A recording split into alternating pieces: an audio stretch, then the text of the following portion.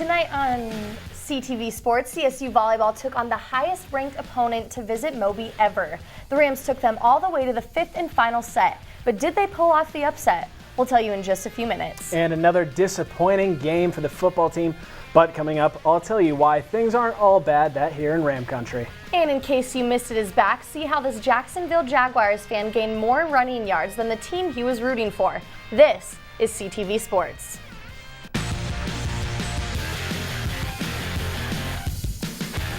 Hello and welcome back to CTV Sports. I am Scott Huston, and this week I am joined by my co-anchor, Miss Riley Adams. Thanks, Scott. Happy and excited to be here. A lot happened this weekend for CSU Sports. Unfortunately, though, not much winning. Yeah, that's right. We had the football team lose their second game of the season in only 3, but we'll touch on that a little bit later. Right now, let's focus on volleyball. This past Saturday, the Lady Rams played the UCLA Bruins. But this just wasn't another team. The Bruins were the number 2 ranked team in the nation, and they were the highest ranked opponent to ever visit Moby. And if you weren't able to make the game, we had our crew out in full force catching all the highlights. We'll start in the first set. Bruins immediately showing off why they're number 2 in the nation, showed off their striking power, but CSU answered back. Bruins eventually take the first set though and go up 1-0.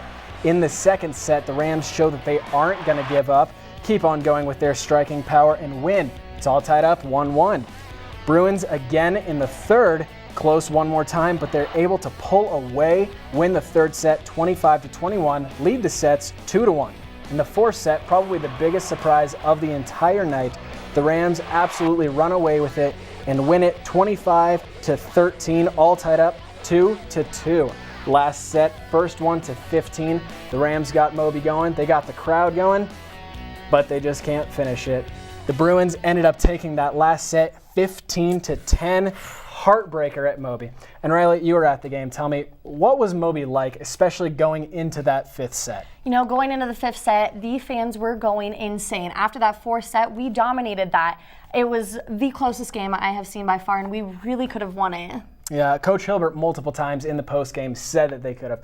Now, which Lady Ram in this game actually stood out the most to you? You know, I'd say by far it was redshirt sophomore Kelsey Snyder. Just in the second set, she had 6 kills. That's crazy. And in the whole game, she led the team with 15 kills. She definitely brought the momentum for this team that game. Yeah, absolutely. It's nice to see another player step up in the striking category. All right, and now, Riley, I know that they lost, but what do you think is the big takeaway from this game that the Rams can use going into the rest of the season? You know, Coach Hilbert said they need to stop losing the long point runs. They gave it up in the first set and again in the fifth and final set. I think if they can really get that into their brains, keep their confidence and momentum going, they should be able to beat the Lobos, who they're playing in the first conference match this Thursday, and I think potential national championship for them. Yeah, should be a good game. All right, well, we are now 1/4 through the college football season, and certain trends and patterns are starting to emerge. Certain pros and cons, 3 of which have started to jump out as mostly problems, but 2 of us that give us some hope. The biggest concern that was exposed this past weekend against San Jose State was the secondary. It was the first good wide receiver crew that the Rams had faced this season, and it showed. We were consistently beat over the top and underneath on every curl route. The speed, or really lack thereof, was exploited for all 4 quarters. They ended up putting 40 points on us. But our struggles aren't just limited to one side of the ball. The offensive line has not done a good enough job protecting our signal caller, Garrett Grayson. They've been beat off the ball, overpowered, outmatched. Grayson has been running in every single game. But the O-line problems have actually translated into something worse, which is a struggling running game, especially with the loss of our star running back, Chris Woke, in this play right here against the Colorado Buffs. Chris Woke, we miss you. Please heal so you can keep doing runs like these. But it's not all bad. We've seen our promise in some of our new team. We've had success in the young players and in some of our new schemes, but most notably in Garrett Grayson. Most people probably disagree with me right now, but that's okay.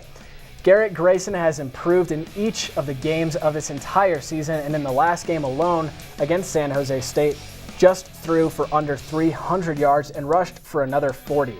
If the rest of the team can improve as much as Grayson has, we have a pretty good future here. And that's really the key. Coach Mack is all about the future. Ram Nation can't expect a turnaround from the 3-9 seasons that we've seen overnight. This is a process. You have to give time and patience. Patience is a virtue, especially when you're rebuilding a program. And I think improvement is definitely most important. All right, well, coming up after the break, our own Ryan Hillman sat down with the new women's basketball coach.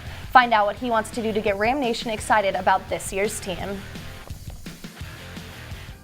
Bring out the action hero in you. Be part of the greatest action movie ever. Show us how you train and eat like an action hero. Join in at actionheroalliance.com. Welcome back to CTV Sports. Ram Athletics is all about the new bold era and hiring new coaches. Our own sports anchor Ryan Hillman sat down with the new head women's basketball coach Ryan Williams to see what it's like to be part of the bold new era. This is how we normally see Moby, but for the women's basketball team, it has been a different story. Hopefully, though, a new coach can change that all. And welcome to Colorado State, our new head women's basketball coach, Coach Ryan Williams. Coach Williams is coming from South Dakota, where he previously just took the team to the NIT tournament. Williams, though, knows he's got a tough challenge ahead of him. I'm not sugarcoating this. I mean, it's been, I think, 7 years since we've had a winning season. There's a lot to change. I think it starts with the culture. You know, we don't want to guarantee number of victories or anything like that. We just need to establish a winning culture, competing every single night. Competing will be tough for the Rams, though, as they lost senior Kim Mestag, who was first team all-conference last year. But Coach Williams is excited to see who will step up and fill her shoes. It's going to be those kids that have been here through the kind of gone through the tough times here, which would be Haley, Sam, Heimstra. I look for those kids to have very, very prideful seasons and get this thing turned around. Williams knows it's going to be an exciting season, but he needs you, Ram Nation, to help him. We need you in those stands. You know, we need you supporting our kids and stay with us, stick with us, because again, it's not a microwave process, but trust that we're going to get this baby done. And Ram Nation is awesome. Ryan Hillman, CTV Sports. The women's basketball team kicks off on November 1st as they take on the Colorado School of Mines at home. Mark it on your calendars, Ram fans. All right, time for some professional sports updates. As of midnight on Saturday, the NHL officially locked its players out. The NHL and its players had been trying to negotiate a new collective bargaining agreement, but as the deadline passed, no agreement was reached. As a result of the lockout, training camps and the season cannot begin until a new CBA is reached. The NHL released a statement on its website to its fans where Deputy Commissioner Bill Daly said, quote, "We spoke and determined that there was no point in convening a formal bargaining session in light of the fact that neither side is in a position to move off of its last proposal. We are sorry for where we are, not what we hoped or expected." This will be the second time the NHL has locked out its players in the past 10 years. But now this weekend was sad for Colorado football. CSU, CU, Northern Colorado, you name the team, they probably lost. But tonight the Denver Broncos had the chance to make up for it, but they're not doing too well. It's only in the second quarter and they're already down 13-0 because of 3 early Peyton Manning interceptions. But speaking of Peyton Manning, one Broncos fan decided to show just how true his alliance to the Broncos actually was. Glenn Fritzler of Fritzler Farms decided to make his annual corn maze Manning-themed. CTV owns Dylan Thomas took a helicopter ride to show what the corn maze looked like from a bird's eye view, where one can see Fritzler's Manning tribute. For more information on the maze, visit fritzlermaze.com or tune in this week to CTV for the full story.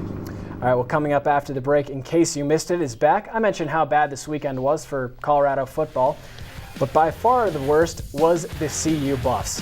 We'll tell you how bad the game actually got.